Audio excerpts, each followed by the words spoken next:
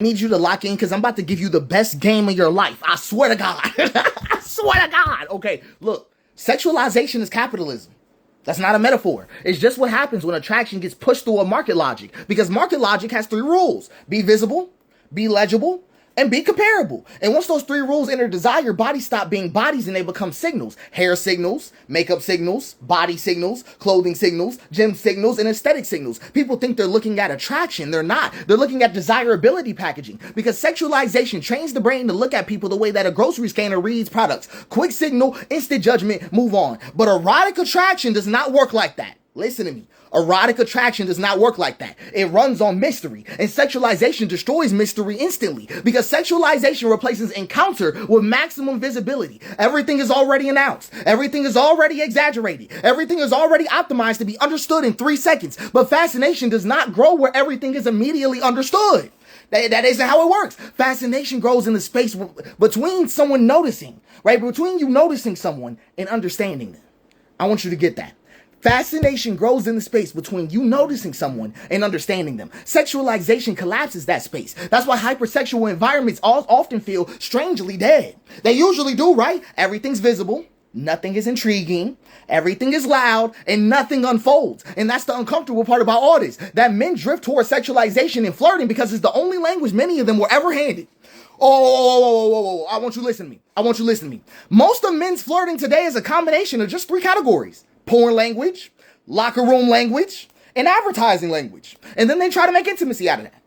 That's how it works. I just want you to think about it. Because porn language turns bodies into explicit stimulus. Locker room language turns bodies into competitive bragging. And then advertising language turns bodies into desirability slogans. And you put those 3 together, what do you get? What do you get? Damn, she got a body. She looks hot. Right. You get that type of talk. That is not flirting. That is product review. Want you to lock in on that. It's not even real desire. It is risk management. Sexualized language it signals intent quickly while protecting the speaker from real vulnerability. Because if she doesn't respond to you, the retreat is already baked in. I was just joking. You know how you said that. You know how you've heard that. So there's another side to this that people often don't talk about. Women dislike sexualization. I don't know why that's hard to explain, folks. It's just a fact. Modern environments quietly force their participation in it, though, because sexualization is the fastest way to become legible to attention systems, and attention systems reward spectacle. I just want you to understand what I'm trying to say. Spectacle rewards signals. Signals reward sexualization. It is a loop.